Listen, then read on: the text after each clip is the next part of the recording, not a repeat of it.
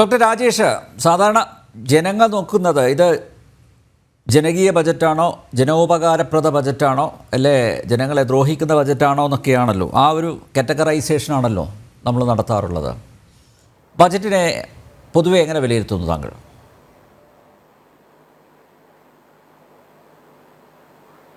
ഈ ബജറ്റിനെ നമ്മൾ ഇതിൽ വലിയ പ്രതീക്ഷകളൊന്നും നമുക്കില്ലാത്തതുകൊണ്ട്, വലിയ എക്സ്പെക്റ്റേഷൻസ് ഒന്നും ഇല്ലാത്തതുകൊണ്ട് നമുക്ക് പ്രത്യേകിച്ച് ഒന്നും തോന്നിയിട്ടില്ല. കാരണം ഈ ഗവൺമെൻറ്റിൻ്റെ ധനസ്ഥിതി വളരെ മോശമാണല്ലോ, വൾണറബിൾ സിറ്റുവേഷനാണല്ലോ. അപ്പോൾ ധന മാനേജ്മെൻറ്റ് വളരെ മോശമായിരുന്നു. ഇതിനു മുമ്പ് ഇറങ്ങിപ്പോയ ഗവൺമെൻറ്റും ആ സ്ഥിതിയിലാണ് ഇതെല്ലാം ആക്കി വെച്ചത്. കറപ്ഷനും കാര്യങ്ങളൊക്കെ ആയി ഇവർ അത് തുടർന്നുകൊണ്ട് പോകുന്നു എന്നുള്ളൊരു സിറ്റുവേഷനിലാണ് ഇതിനെ കാണുന്നുള്ളൂ. ജനങ്ങൾക്കൊക്കെ ഇതിനോടൊക്കെ മരവിപ്പ് വന്നുപോയി, ഇതിനൊക്കെ വെറുപ്പായിപ്പോയി. ഇതൊന്ന് എന്താന്ന് ഇപ്പം എൻ്റെ അടുത്ത് തന്നെ അദ്ദേഹം ഇതിനെപ്പറ്റി ചർച്ച ചെയ്യുന്നുണ്ടെന്ന് പറഞ്ഞപ്പോൾ 2 മണിക്കൂർ എന്നൊക്കെ പറഞ്ഞാൽ ഞാൻ പറഞ്ഞത് എന്ത് 2 മണിക്കൂർ ചർച്ച ചെയ്യാൻ എന്താ കാര്യങ്ങൾ, എന്തെങ്കിലും നടപ്പാക്കുക എന്ന പദ്ധതികളല്ലേ നമ്മൾ ചർച്ച ചെയ്യണ്ടോ. ഇതിൻ്റെ ഫിഗേഴ്സൊക്കെ വായിച്ചു നോക്കേണ്ട കാര്യമുള്ളൂ. ഇതിപ്പോൾ ബാലൻസ് ഷീറ്റ് പോലെയാണെങ്കിൽ എന്തെങ്കിലും വല്ല സസ്പെൻസ് അക്കൗണ്ടൊക്കെ വെച്ചിട്ട് ടാലി ചെയ്തിട്ടുണ്ടാവും, അത് നമുക്ക് പറയാനുള്ളൂ. പക്ഷെ ഞാൻ ഈ ധനമന്ത്രി എനിക്ക് കുറച്ചും കൂടി ഇഷ്ടമുണ്ട്.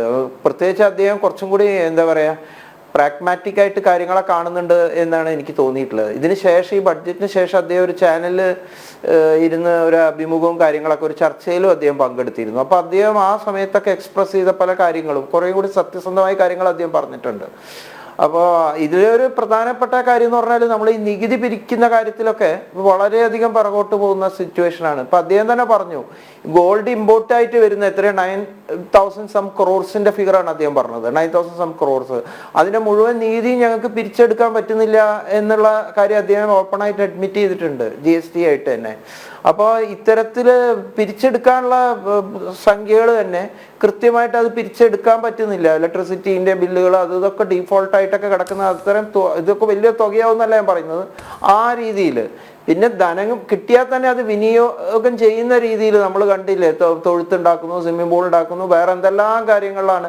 അപ്പോൾ ഈ പണം കൃത്യമായി ഡിപ്ലോയ്മെന്റ് നടത്തുന്ന കാര്യത്തിലുള്ള പ്രശ്നങ്ങൾ. അതേപോലെ തന്നെ ഇപ്പൊ കിഫ്ബിയെ പറ്റി പറഞ്ഞു. തുടക്കം മുതൽ ഈ കിഫ്ബിയുടെ പല ഡിസ്കഷനിലും ഞാൻ പങ്കെടുത്തിട്ടുണ്ട്, എനിക്ക് അതിനെപ്പറ്റി നല്ല ഓർമ്മയുണ്ട്. ഈ കിഫ്ബി വലിയ സംഭവമാണെന്നൊക്കെ പറഞ്ഞത് ഈ മറ്റേ നമ്മുടെ മുൻപത്തെ ധനമന്ത്രി അദ്ദേഹത്തിന്റെ മാജിക്കാണ്.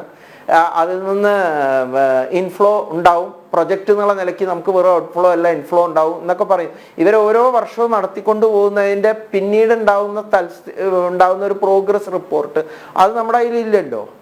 ഇതൊക്കെ കുറേ പ്രസ്താവനകളും കാര്യങ്ങളൊക്കെ പോകുന്നു എന്ന് ഉള്ള കാര്യമുള്ളൂ. ടൂറിസത്തിൽ അദ്ദേഹം കുറച്ച് കാര്യങ്ങൾ പറഞ്ഞിട്ടുണ്ട്. എനിക്ക് തോന്നുന്ന കേരളം വളരെ ടൂറിസത്തിന് അട്രാക്ട് നമ്മൾ ഈ നികുതിയേതര വരുമാനത്തെ പറ്റിയിട്ടാണ് കൂടുതൽ ചിന്തിക്കേണ്ടതെന്ന് എനിക്ക് തോന്നുന്നു. ടൂറിസത്തിന് നല്ല സാധ്യതകളുണ്ട്. പ്രത്യേകിച്ച് നമുക്ക് കേന്ദ്രമന്ത്രി ഉണ്ട്, ടൂറിസത്തിൻ്റെ ഒരു കേന്ദ്രമന്ത്രി വളരെ ആക്റ്റീവായിട്ട്. അപ്പോൾ ഇവിടെ കാര്യങ്ങൾ പഠിച്ചിട്ട് ഇതിനുള്ള നല്ല കൃത്യമായ റിപ്പോർട്ടുകൾ സമർപ്പിച്ചാൽ സ്വാഭാവികമായിട്ട് ഫണ്ട് വരുന്നുള്ള ഒരു ഇതിൽ എനിക്ക് ആത്മവിശ്വാസമുണ്ട്. കാരണം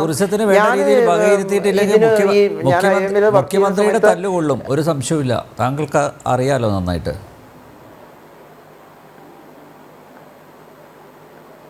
തീർച്ചയായിട്ടും. അപ്പോൾ ടൂറിസത്തിന്റെ പഠിച്ച് അതിൻ്റെ ഉള്ള റിപ്പോർട്ടുകളും കാര്യങ്ങളും ഉണ്ടാക്കണം, ഞാൻ മനസ്സിലാക്കി. തീർച്ചയായിട്ടും. അപ്പോൾ ഞാൻ ഈ മറ്റേ എനിക്കൊരു ടൂറിസം പ്രൊജക്റ്റ് ചെയ്യാനായിട്ട് ഒരു ചെറിയൊരു പ്രൊജക്റ്റ് കിട്ടിയിരുന്നു ഞാൻ IIMൽ വർക്ക് ചെയ്യുന്ന സമയത്ത്. അപ്പം ഞാൻ അവിടെ സെൻറ്ററിൽ പോയിട്ട് സംസാരിച്ചിരുന്നു, സെക്രട്ടറിമാരൊക്കെ ആയിട്ട് പലതായിട്ടും സംസാരിച്ചു. അപ്പോൾ ഈ ടൂറിസത്തിൻ്റെ ഒരു സെക്രട്ടറി പ്രത്യേകമായിട്ട് പറഞ്ഞതെന്ന് വെച്ചാൽ നമ്മുടെ സ്റ്റേറ്റിനെ പറ്റിയിട്ട് അവർക്ക് നല്ലൊരു ഇതുണ്ട്. അവർ പറഞ്ഞു നല്ലൊരു ടൂറിസ്റ്റ് ഡെസ്റ്റിനേഷനാണ്, ഒരുപാട് ഡെവലപ്പ് ചെയ്യാൻ ഫണ്ടൊക്കെ ഉണ്ട്, ഫണ്ട് കാര്യങ്ങളെല്ലാം ഉണ്ട്. അത് കൃത്യമായ കാര്യങ്ങൾ നമ്മൾ പ്ലാനും പ്രൊജക്ട് റിപ്പോർട്ടൊക്കെ ഉണ്ടാക്കണം. പക്ഷെ ആന്ധ്രാപ്രദേശിൽ നിന്നൊക്കെ തെലുങ്കാനയിൽ നിന്നൊക്കെ വരുന്ന ആളുകളെ പറ്റിയിട്ട് അവർ എൻ്റെ അടുത്ത് പ്രത്യേകമായിട്ട് മെൻഷൻ ചെയ്തു. അവരവിടെ താമസിക്കുകയാണ്. ആക്ച്വലി ഇത് കൊടുത്ത് ഡിപ്ലോയ്മെന്റ് ചെയ്ത് ഫണ്ട് അവർക്ക് കിട്ടിക്കഴിഞ്ഞാലും ഈ ഫണ്ട് ട്രാൻസ്ഫർ ചെയ്ത് അത് 3 yearsന്റെ ആണെങ്കിൽ 3 yearsന്റെ അടുത്ത് ഇന്ററിം റിപ്പോർട്ട് എല്ലാവരും വളരെ കൃത്യമായിട്ട് കൊണ്ടുപോയി ഫയൽ ചെയ്യുന്നു എന്നാണ് പറയുന്നത്. അപ്പോൾ അവർക്ക് അത് വാങ്ങിച്ചെടുക്കാനുള്ള ഒരു സംഗതി ഉണ്ട്. ഇതിപ്പോൾ ഈ ബഡ്ജറ്റിന്റെ സമയത്ത് കുറച്ച് ഡിസ്കസ് ചെയ്യുന്നു. പിന്നെ വരുന്ന ഫണ്ടുകൾ എങ്ങോട്ട് പോകുന്നു എന്നുള്ളതിനെ പറ്റിയിട്ട് നമുക്കറിയില്ല. പിന്നെ ഒരുപാട് ജനക്ഷേമമായിട്ടുള്ള ഫണ്ടുകളിൽ നിന്ന് എത്രയോ ഇത് നടത്തിയിട്ടുണ്ട്. ഈവൻ ട്രഷറിയിൽ വരെ അഴിമതി നടത്തിയിട്ടുള്ള ആളുകളെ അറസ്റ്റ് ചെയ്യുക, അങ്ങനത്തെ പ്രശ്നങ്ങൾ. പിന്നെ അതിനെപ്പറ്റി എന്ത് സംഭവിച്ചു എന്നുള്ളത് നമുക്കറിയില്ല. പക്ഷെ ചില കാര്യങ്ങളുണ്ട്. ഇപ്പോൾ പ്രത്യേകിച്ച് ഈ വിദ്യാഭ്യാസത്തിന്റെ പ്രധാനപ്പെട്ട കേന്ദ്രങ്ങളാക്കി മാറ്റുന്നു എന്നൊക്കെ പറയുന്നുണ്ട്.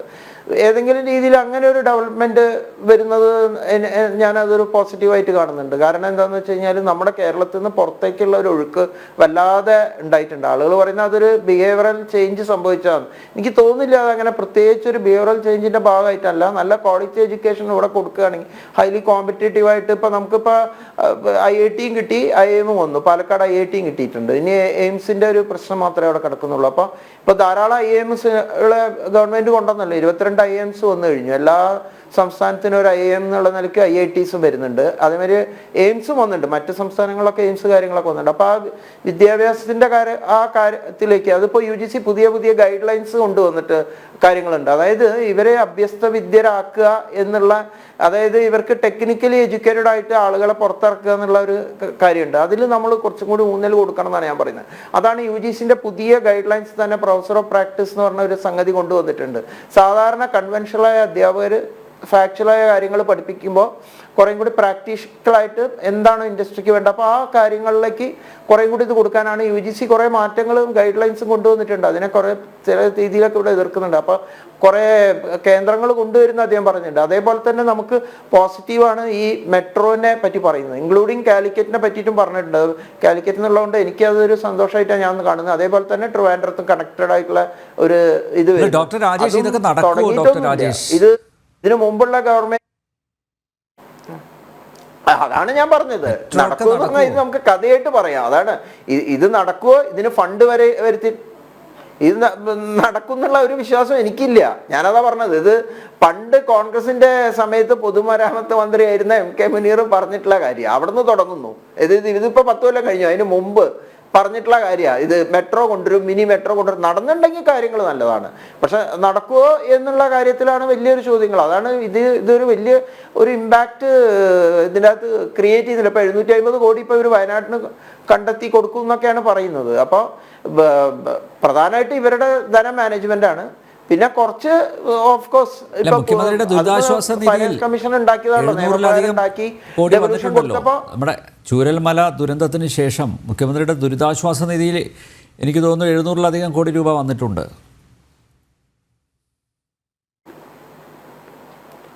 അവർക്കത് പാർഷ്യലി അവർക്ക് വിനിയോഗിച്ച് ചെയ്യാവുന്നതേ ഉള്ളൂ. സെന്ററിന്റെ ഭാഗത്തു നിന്ന് അഡിക്വേറ്റ് സപ്പോർട്ട് വേണമെന്നുള്ള കാര്യത്തിൽ ഞാനും പറയുന്നുണ്ട്. അത് കൊടുത്തേ മതിയാവും ആ ഒരു രീതിയിൽ. പിന്നെ ഈ ഡെവല്യൂഷൻ കുറച്ച് കുറഞ്ഞിട്ടുമുണ്ട്, പ്രത്യേകിച്ച് ജനസംഖ്യയുടെ അടിസ്ഥാനത്തിലൊക്കെ പോയല്ലോ ഫൈനാൻസ് കമ്മീഷന്റെ. അപ്പൊ അതിന്റെ പ്രകാരം സെൻട്രലിൽ നിന്ന് കിട്ടുന്ന ഒരു ഇതുണ്ട്. 100% ഇവർ പറഞ്ഞതിൽ കുറച്ച് കാര്യങ്ങളുണ്ടെന്ന് ഞാൻ വിശ്വസിക്കുന്നുണ്ട്. പക്ഷെ ഇവിടുത്തെ ധന മാനേജ്മെന്റ് എന്ന് പറഞ്ഞാൽ പക്ക മോശമാണ്. ഇനി നമുക്ക് വേറെ എന്തെങ്കിലും രീതിയിൽ മാറ്റം വന്നാൽ ഇതിൽ എന്തെങ്കിലും മാറ്റം വരുമെന്ന് പറഞ്ഞാൽ അതിനും ജനങ്ങൾക്ക് പ്രതീക്ഷയില്ല എന്ന് ഞാൻ പ്രത്യേകിച്ച് എടുത്തു പറയാണ്. കാരണം രണ്ട് കൂട്ടർ ഇതേമാതിരിയാണ്, എല്ലാ കാര്യങ്ങളും ഇതാക്കുന്നുണ്ട്. ഈ ഫണ്ട് കൃത്യമായിട്ട് വിനിയോഗിക്കുന്നു, അത് എങ്ങോട്ട് പോകുന്നു പോലും നമുക്ക് അറിയുന്നില്ല. ഒരുപാട് കാര്യങ്ങൾ തട്ടിപ്പുകളും കാര്യങ്ങളും സംഭവങ്ങളാണ് നടക്കുന്നത്. അപ്പൊ ജനങ്ങൾക്ക് ഉള്ള ഒരു പോസിറ്റീവ്. ഇപ്പൊ കോർട്ടിന്റെ ഇത് കണ്ടില്ലേ, ഇപ്പൊ ഒറ്റയടിക്ക് ഇത്രയും വർദ്ധിപ്പിക്കണമെന്നുള്ളതാണ്. ഇപ്പൊ സാധാരണ 10 രൂപ കൊടുത്താൽ മതി. ഹൈക്കോർട്ടിലെ ഒരു അപേക്ഷയുടെ ഒരു ബെയിലിന്റെ ഒരു ആപ്ലിക്കേഷന് 10 രൂപയേ ഉള്ളൂ.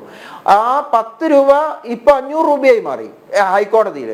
മറ്റേ നമ്മുടെ സാധാരണ സെഷൻസ് കോർട്ടിൽ ഒരു ബെയിൽ ആപ്ലിക്കേഷൻ കിട്ടണമെങ്കിൽ ഇപ്പൊ 250 രൂപ വേണം.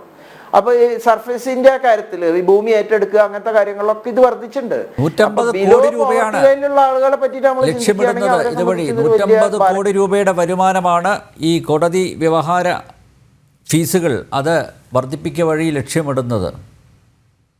അതെ അതെ ഈ 150 കോടിയാണ് ഇവര് ഉണ്ടാക്കുന്നത്. പിന്നെ മറ്റൊരു കാര്യം എന്ന് പറഞ്ഞാൽ ഈ ഭൂമിയുടെ നികുതി വർദ്ധിപ്പിച്ചു എന്നുള്ളത്. ചെറിയ സെന്റ് സ്ഥലമൊക്കെ ഉള്ളവരെ സംബന്ധിച്ച് കുഴപ്പമൊന്നുമില്ല.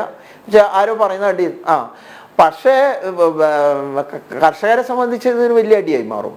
പിന്നെ ഇവർക്ക് ഈ രീതിയിൽ എങ്ങനെ വന്നാലും ജനങ്ങളെ പിഴിയുക, കൈവെക്കുക എന്നുള്ളതാണ് അവർ കാണുന്നത്. പക്ഷെ ഇവർക്ക് പിരിക്കാനുള്ള ഈ GST പോലത്തെ കാര്യങ്ങളിലൊക്കെ കുറേ കൂടി പിരിച്ചെടുക്കാനും അങ്ങനത്തെ കാര്യങ്ങളൊക്കെ ഇവർ ഒക്കെ ചെറുകിട ആളുകളെയാണ് ഇമ്പാക്ട് ചെയ്യുന്നത്. ഇപ്പൊ E-way ബില്ല് വന്നപ്പോഴും ഇത് ശരിക്കും ഏറ്റവും അധികം വലിയ സ്വർണ്ണക്കടക്കാരെ സംബന്ധിച്ച് ഒരു പ്രശ്നം സംഭവിച്ചിട്ടില്ല. സംഭവിച്ചിരിക്കുന്ന ഈ ചെറിയ തട്ടാന്മാരെ പോലെയുള്ള ആളുകൾക്കാണ് ഈ E-way ബില്ലിൽ ഭയങ്കര പ്രശ്നങ്ങളായിട്ടുള്ളത്. അവർക്ക് അങ്ങോട്ടും ഇങ്ങോട്ടും ഷോർട്ടർ ട്രാൻസ്ഫർ വരുന്നുണ്ട്. അപ്പൊ അതാണ് ഇതിൻ്റെ അകത്ത് വരുന്നത്. അപ്പൊ ഈ പറഞ്ഞ കാര്യങ്ങളൊക്കെ നടപ്പാക്കും എന്ന് ഒരു പ്രതീക്ഷ നമുക്ക് ആവശ്യമില്ല. ഇതിനു മുമ്പ് പ്രസ്താവനകൾ നടത്തി പോയിട്ടുണ്ട്. ഇതിന്റെ ഒരു ഡോക്യുമെന്റ് ഈ തോമസ് ഐസക് തന്നെ ബഡ്ജറ്റ് അവതരിപ്പിച്ചപ്പോൾ എനിക്ക് തോന്നുന്നു അങ്ങ് ഓർക്കുന്നുണ്ടാവുന്നു, പ്രോഗ്രസ് കാർഡ് തരുന്ന അദ്ദേഹം പറഞ്ഞിട്ടുണ്ട്. അങ്ങനെ കൃത്യമായിട്ട് അദ്ദേഹം പറഞ്ഞു, ഞാൻ പ്രോഗ്രസ് കാർഡ് തരും എന്നുള്ള കാര്യം പറഞ്ഞു. പക്ഷെ ഒരു ഇതും കാണിച്ചില്ല. കാരണം പ്രോഗ്രസ് കാർഡ് കാണിക്കാൻ പറ്റില്ല അവർക്ക്. അവരെന്ത് കാണിക്കും? ഇതാണ് അവരുടെ സ്റ്റേറ്റ്മെന്റ് വേഴ്സസ് പെർഫോമൻസ്. ഇതിൽ നിന്ന് എങ്ങനെ ഫണ്ട് കണ്ടെത്തുക, ഇതൊക്കെ നോക്കിക്കഴിഞ്ഞാൽ നമുക്കൊന്നും മനസ്സിലാവും. ഇതൊക്കെ കിട്ടും, ഭാവിയിൽ ഇങ്ങനെ പലത് കിട്ടും എന്ന് പറഞ്ഞിട്ടാണ് ഇവരിത് ഉണ്ടാക്കിയിരിക്കുന്നത്, എസ്റ്റിമേഷൻ ഉണ്ടാക്കിയിരിക്കുന്നത്. ബഡ്ജറ്റിന്റെ എസ്റ്റിമേഷൻ ശരിക്കും ടാലി ആയി പോകണം, ഓൾമോസ്റ്റ് ടാലി ആയി പോകണം. ലയബിലിറ്റി ആൻഡ് അസറ്റ് സൈഡ് കൃത്യമായിട്ട് എങ്ങനെയാണ് ലയബിലിറ്റി ക്രിയേറ്റ് ചെയ്യുന്നത് എന്നുള്ളത് വളരെ ഇമ്പോർട്ടൻ്റ് ആണ്. കാരണം അതിൽ നിന്നാണല്ലോ അസറ്റ് ക്രിയേഷനായിട്ട് വരുന്നത്. അപ്പൊ ഈ കിഫ്ബി എന്ന് പറഞ്ഞതും ഈ ഗവൺമെന്റ് സ്പെൻഡ്, ഇനി ആകെ ഇവർക്ക് പ്രതീക്ഷിക്കാൻ പറ്റുന്നത് എന്താ? സുപ്രീം കോടതിയിൽ നിന്നുള്ള ഒരു ഓർഡർ അനുകൂലമായിട്ട് കിട്ടണം. അത് കിട്ടുമോ? 2000 രൂപ കടവ് എടുക്കാനൊക്കെ സംസ്ഥാനത്തിന് അനുവദിക്കുന്നു പറഞ്ഞിട്ട് സുപ്രീം കോടതി ഇവർക്ക് അനുകൂലമായ ഒരു ഓർഡർ എങ്ങാൻ കൊടുത്തിട്ടുണ്ടെങ്കിൽ ഇവർക്ക് കുറേ കൂടി കടം എടുക്കാം, അത്രയേ ഉള്ളൂ. ഇപ്പൊ 100% 100 crores ഇത് കടം വന്നതിന്റെ 60% 1 ഇയറിന്റെ ഉള്ളിൽ റെമിറ്റ് ചെയ്യേണ്ട ഇതാണ്. ഇപ്പൊ ശമ്പള കമ്മീഷനെ വെച്ചില്ല എന്ന് പറഞ്ഞു. അത് ഞാൻ പറയുന്നത് അതൊരു കുറച്ചും കൂടി ഒരു പ്രൂഡന്റ് ആയിട്ട് ശ്രീ ബാലഗോപാൽ ചെയ്തു എന്ന് ഞാൻ പറയുന്നത്. കാരണം ബാക്കിയുള്ളവർക്കൊക്കെ 10 വർഷം കൂടുമ്പോഴാണ് ശമ്പളം പരിഷ്കരിക്കുന്നത്. ഇവിടെ 5 വർഷം കൂടുമ്പോൾ ഭയങ്കര ശമ്പളം വർദ്ധിപ്പിച്ചു കൊടുക്കുകയാണ്. പല രീതിയിൽ നല്ല രീതിയിൽ സ്കെയില് ശമ്പളം വാങ്ങുന്ന ആളുകളാണ് നമ്മളൊക്കെ. അപ്പോൾ നല്ല രീതിയിൽ സ്കെയില് വർദ്ധിപ്പിച്ചു കൊടുത്തിട്ടുണ്ട്, ഇല്ല എന്ന് പറയുന്നില്ല. അവരിൽ നിന്നുള്ള പ്രൊഡക്ടിവിറ്റി കിട്ടുന്നുണ്ടോ നമുക്ക്? അതാണ് ചോദിക്കുന്നത്. കൈക്കൂലിയും മറ്റു കാര്യങ്ങളൊക്കെ വർദ്ധിക്കുക എന്നല്ലാണ്ട് ഇത് പ്രൊഡക്ടിവിറ്റി ആയിട്ടൊന്നും കാര്യങ്ങൾ നടക്കുന്നില്ല. അതേമാതിരി തന്നെയാണ് ഈ വലിയ കേന്ദ്രങ്ങളായിട്ട് വിദ്യാഭ്യാസ സ്ഥാപനങ്ങളെ ഉയർത്തുമെന്ന് പറയുമ്പോൾ യൂണിവേഴ്സിറ്റിയിൽ നിന്ന് അഭ്യസ്തവിദ്യരായ ആളുകൾ പുറത്തിറങ്ങുമ്പോൾ അവർക്ക് തൊഴിൽ കിട്ടണം, അല്ലെങ്കിൽ ഫോറിൻ കൺട്രീസിനെ കിടപിടിക്കുന്ന രീതിയിൽ അതിലും നല്ല എനേബിളിംഗ് എൻവയറമെന്റ് ഇവിടെ കൊണ്ടുവരാൻ പറ്റുന്ന തീർച്ചയായിട്ടും കൊണ്ടുവരാൻ പറ്റും. ആ ഒരു എനേബിളിംഗ് എൻവയറമെന്റ് കൊണ്ടുവരണം. ഇപ്പൊ ഇവര് 16 വർഷം മുമ്പാണ് ഈ മറ്റേ പ്രൈവറ്റ് യൂണിവേഴ്സിറ്റികൾക്ക് എഗെയിൻസ്റ്റ് ആയിട്ട് പ്രവർത്തിച്ച ആളുകളാ. അന്ന് നമ്മളെ റിട്ടയർഡ് അംബാസിഡർ ശ്രീനിവാസൻ സാറെ ഒക്കെ അടിക്കുകയും അങ്ങനെ വലിയ ബഹളമൊക്കെ നടത്തിപ്പോയതാ. ഇപ്പൊ വന്നില്ലേ ഫോറിൻ യൂണിവേഴ്സിറ്റി തകർക്കുന്നുള്ള ഒരു വിശ്വാസം എനിക്കില്ല. ഫോറിൻ യൂണിവേഴ്സിറ്റി കാരണം രാഷ്ട്രീയത്തിനൊക്കെ ഇത് വിട്ടിട്ട് നല്ല റിസർച്ചും നല്ല ഇതുള്ള നല്ല അധ്യാപകർ, അവർ ഫോറിൻ യൂണിവേഴ്സിറ്റികൾക്കൊക്കെ പുറത്തു വന്നു കഴിഞ്ഞാൽ അവർ അധ്യാപകർക്കൊക്കെ നന്നായി പേ ചെയ്യും. നല്ല പ്രഗത്ഭന്മാരായ അധ്യാപകർ വരെയും കുറേ കൂടി കാര്യങ്ങളും കുറേ കൂടി നല്ല രീതിയിൽ പോകുന്ന വിശ്വസിക്കുന്ന ഒരു വ്യക്തിയാണ് ഞാൻ. അവർ ചൂഷണം ചെയ്യും. അതിന് ഗവൺമെന്റ് അതിൻ്റെ കൃത്യമായ നിയമ കാര്യങ്ങൾ എടുക്കണം. ഇപ്പൊ തന്നെ UGCയിൽ വന്ന പുതിയ നിയമം കണ്ടില്ലേ, വൈസ് ചാൻസലറായിട്ട് ഇൻഡസ്ട്രി എന്നുള്ള എക്സ്പെർട്ട്. ഓഫ് കോഴ്സ് അവരുടെ എക്സ്പീരിയൻസും കാര്യങ്ങളും എന്താണെന്ന് പറയുക, പ്രാക്ടിക്കൽ സൈഡ് അവർ നല്ല പ്രാക്ടീഷണേഴ്സ് ആണ്. അവർക്ക് തിയറട്ടിക്കൽ സ്റ്റഫ് എങ്ങനെ പ്രാക്ടീഷൻ ആക്കാമെന്നും ദീർഘവീക്ഷണങ്ങൾ എങ്ങനെ ചിന്തിക്കാമെന്ന്, എങ്ങനെ ഒരു ഹോളിസ്റ്റിക് വ്യൂ ഉണ്ടാക്കാന്നൊക്കെയുള്ള നല്ല നോളജബിളുള്ള ആളുകൾ, അവരേക്ക് നമുക്ക് ഇഷ്ടംപോലെ ആളുകൾ അവരേക്ക് ഉപയോഗപ്പെടുത്തി കാര്യങ്ങൾ കൊണ്ടുപോകണം. ടൂറിസം നല്ല പൊട്ടൻഷ്യലുള്ള കാര്യം. ഇപ്പോൾ ഇവർ കമ്പയർ ചെയ്തിട്ട് ഗ്രോത്ത് എന്ന് പറയുന്നത് എന്താണെന്ന് വെച്ചാൽ ഈ കോവിഡിന് ശേഷം ഉണ്ടായിട്ടുള്ള ഫിഗേഴ്സാണ് അവർ എടുക്കുന്നത്. കോവിഡ് നിശ്ചലമായി പോയല്ലോ, 0 ആയല്ലോ. അപ്പൊ അതിനുശേഷം ഞാൻ ഈ വർഷം കഴിഞ്ഞ വർഷം ഞാൻ ഒന്നും ചെയ്തിട്ടില്ല.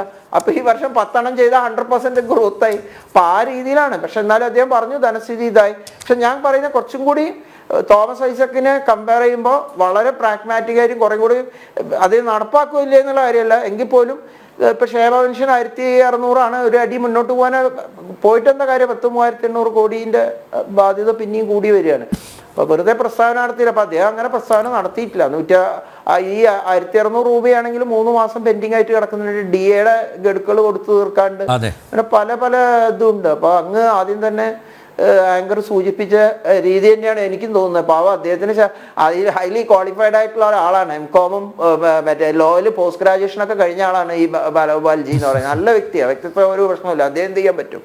ഇതാണ് നമ്മളെ സമ്പത്ത്. പിന്നെ ഇങ്ങനെ അലോക്കേഷൻ കൊടുക്കാതിരിക്കാൻ പറ്റില്ലല്ലോ, ഫണ്ടും കാര്യങ്ങളൊക്കെ. അപ്പോൾ ഞാൻ പറയുന്നത് ഇതൊക്കെയാണ്. പിന്നെ ജനങ്ങളെ ഇങ്ങനെ നികുതി ഭാരം കൊടുത്ത് ചുമത്തുക, ബാക്കിയുള്ള കാര്യങ്ങളിലൊക്കെ എന്താ നടക്കുന്ന അഴിമതി കാര്യങ്ങളുടെ നിധാനമായിട്ട് ഡെയിലി സ്റ്റോറീസ് വരികയാണ്. ജനങ്ങൾക്ക് കോൺഫിഡൻസ് ഒന്നുമില്ല ഗവർണൻസിലൊക്കെ, എവിടെ പോയി ഇതാവും എന്നുള്ള ഒരു ഇതിലോട്ടാണ് നോക്കുന്നത്. ഞാൻ പറയുന്നത് നമ്മൾ ഇതിനെ അതാണ് ഫോറിൻ ഉള്ള റെമിറ്റൻസ് വർദ്ധിപ്പിക്കുക, അവരായിട്ട് നല്ല റിലേഷൻ ഉണ്ടാക്കുന്നൊക്കെ അതിൽ പറഞ്ഞിട്ടുണ്ട്. അതൊക്കെ നല്ല കാര്യങ്ങളാണ്. ഒരു enabling environment, industrial enabling environment ഉണ്ടോ എന്ന് വെച്ചാൽ നമുക്ക് പറയാൻ പറ്റുമോ?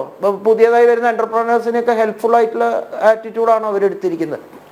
രാഷ്ട്രീയമായിട്ടും അതിന് മുമ്പിൽ കൊടി പിടിക്കലും അങ്ങനത്തെ കാര്യങ്ങളൊക്കെയാണ്. മറ്റൊരു തൊട്ടടുത്തുള്ള അയൽ സംസ്ഥാനങ്ങളെ നോക്കി നോക്ക്. ഇവിടുന്ന് കിറ്റക്സ് തന്നെ പറിച്ച് അങ്ങോട്ട് പോയി.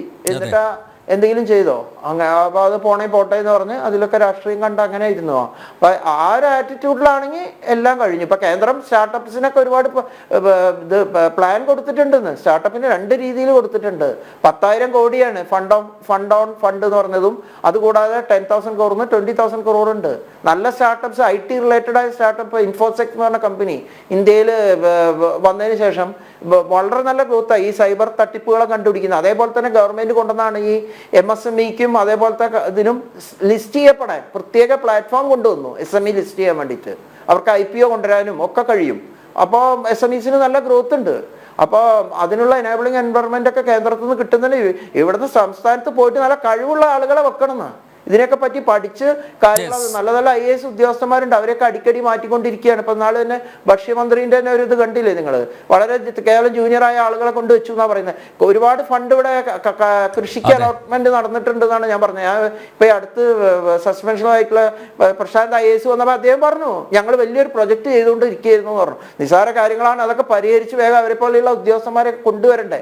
ഇത് വളരെ സീനിയർ ലെവലിലുള്ള ഒരു ഉദ്യോഗസ്ഥനെ പറ്റി പറഞ്ഞാൽ അദ്ദേഹം ഓഫീസിൽ പോലും വരാറില്ല. ഭാര്യയുടെ റിസോർട്ട് നോക്കി പത്രത്തിൽ എഴുതിയ എനിക്കറിയില്ല. ശരിയാണ് ഡോക്ടർ രാജേഷ്. ഈ ഉദ്യോഗസ്ഥന്മാരൊക്കെ വർക്ക് ചെയ്യണ്ടേ? ശരിയാണ്. ഞാൻ വരാം.